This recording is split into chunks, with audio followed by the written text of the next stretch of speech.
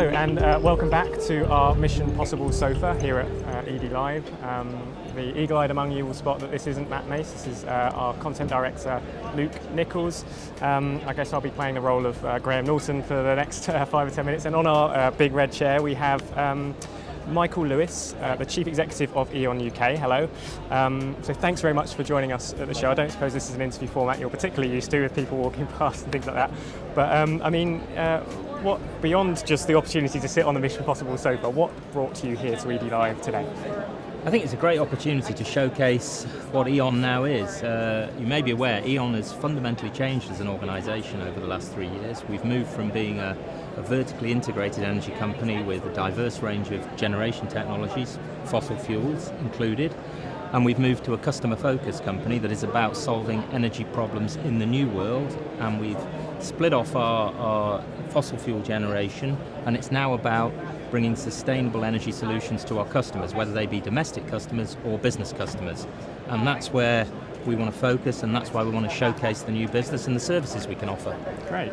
And you've certainly had some really great input when it comes to this conversation around achieving a sustainable future in Edie's Mission Possible report, which has been published just this week. Yeah. So I wanted to just get from, in your words, because you contributed to that report, but I wanted to just find out from you, what does kind of Mission Possible look like for E.ON? What does a sustainable future mean for energy at E.ON? Well, what we did in the past was spent a lot of time and effort using our skills and capabilities to drive down the cost of renewable energy. We started investing large sums of money around about 10 years ago. We had a target to reduce the cost of renewable energy. We hit those targets and we delivered large volumes of onshore wind, offshore wind and solar projects. Now the problem is about decarbonising transport and decarbonising heating. And that's why we're now focusing downstream on the customer end. So we want to really drive decarbonisation of heating through various energy solutions and develop a much more personalised relationship with our customers. Rather than just selling energy, we want to sell a sustainable energy solution that's personal to the customer, whether that be providing energy efficiency advice, products like heat pumps and smart thermostats, or advice on how to make better use of their industrial processes from an energy perspective. So that's what it's all about now, is decarbonising other parts of the economy, having delivered low-cost renewable energy upstream. Okay, and let's talk about the kind of, the economy. There's lots of businesses around here today. The show is aimed at kind of end-user businesses, end-user of energy. And I wanted to pull up one of the quotes from the report actually that you contributed to, the Mission Possible report, because you said in that you're still surprised by the number of businesses that are yet to realise the full potential of managing energy in a more sustainable way. So can you expand on that? I mean, what is it that surprises you? What would you like to see businesses doing? Well, I think that large businesses who use a large amount of energy obviously have a very professional approach to this and look at how much they're using, because it's very much a bottom line issue. I think more and more businesses are realising, even relatively small businesses, that using energy more wisely not only enhances their brand and their marketing, and we see that in various businesses moving to a more sustainable energy system, but also it can save costs for them. And I think what we'd like businesses to do is really focus on energy, not just as a sustainability issue, but as a cost issue as well. And we can help them drive better solutions, both long-term and short-term, and contribute to their bottom line. And I think what's sort of gains most of the respect about what you say there is this is something you're really genuinely passionate about, isn't it? It's an area that, environment and sustainability, it's something that you started your career in that. Indeed, I started way back in 1993 with PowerGen, as it then was, which was a coal-fired power generation company. And I started as an environmental specialist, which was all about trying to reduce the environmental impact of our activities. And at that time, it was very much about mitigating the effects, and that morphed over time into strategically changing the business, or at least making a contribution to changing the business. So yes, it's absolutely something I've been passionate about for many years. Yeah, and what was it that encouraged you then to make that move over from the environmental kind of side of the business to the kind of commercial decision-making side?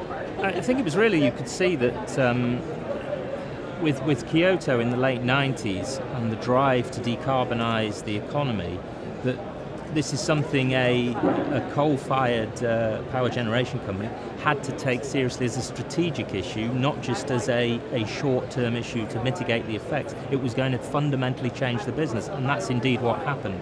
And that's why I felt it was important to understand those strategic challenges and move into the more commercial space to help shape them. Yeah, and I imagine you had to learn a lot more about the commercial, the ways to kind of have that conversation. Absolutely, it was a very steep learning curve and a lot of learning around finance and strategy and so on and so forth from my engineering background.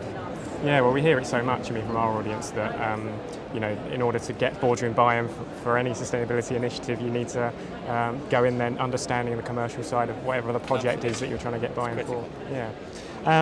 So I'm aware you and I are about to go onto the keynote stage and have a longer discussion over there. So, but I did just have a couple of more questions. One was actually around, it was another of the points that was made in the report, you touched on it just now, around, you said in the report the mission is by no means accomplished. You again mentioned transport in that.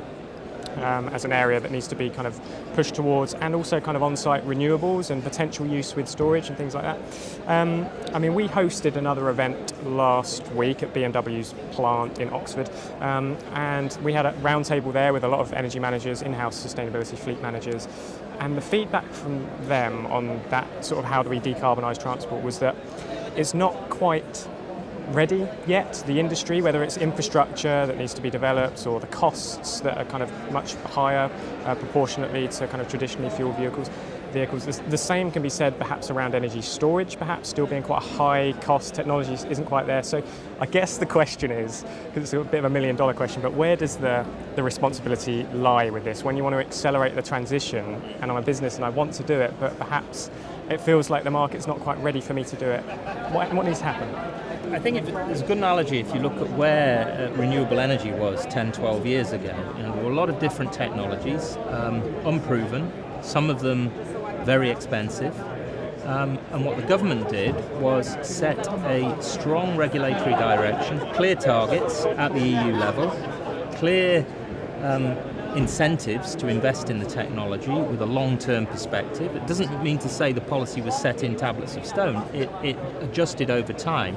But the point is, we had the confidence to invest a large amount of capital and to help drive down the cost of those technologies. So I think the responsibility doesn't lie with any one person in particular. It lies with government and industry in partnership, setting the right regulatory framework, setting the right long-term targets, and allowing industry to innovate around those targets and to drive the adoption of electric vehicles. And for us, that means helping to provide the infrastructure both publicly in public charging places and indeed in the home, where we can encourage consumers to take up charging at home, because unlike fossil-fired cars, petrol or diesel, most charging will probably happen at home or in the office and not on the public highway. But you still need that infrastructure so that people are confident when they do long journeys, it's there. So it's a partnership. It's not about any one person or one actor having responsibility. Sure.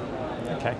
And then finally then, just to close us off, as someone that has worked in the environmental side of business for a number of years, I wanted to close by asking for your key pieces of advice then for sustainability energy managers that might be here at the show that are perhaps struggling to gain internal buy-in, particularly from the board for sustainability or energy projects. What would your advice to them be? My advice would be contact us, come and talk to us. We can give you really clear advice about how you can make very quick wins in terms of energy savings and how that can lead to longer term solutions and a partnership to help you drive down your energy costs and improve your long-term sustainability. Well, there we go. Good advice. Well, Michael Lewis, thank you very much for joining us. It's been a pleasure, and I look forward to continuing the discussion on the keynote stage later on. So thank you. Thank you.